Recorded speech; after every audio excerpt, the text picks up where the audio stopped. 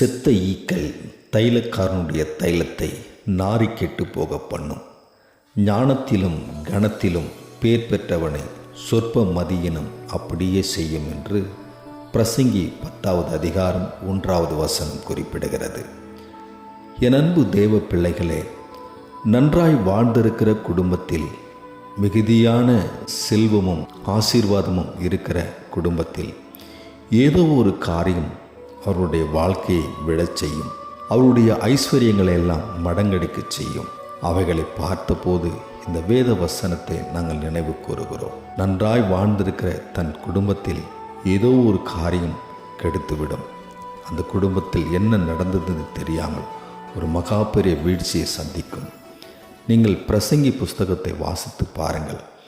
இந்த காரியம் எங்கே இருக்கிறது என்று உங்களால் விளங்கிக் கொள்ள முடியும். கர்த்தர் உங்களை ஆசீர்வதிப்பார். ஆமென்.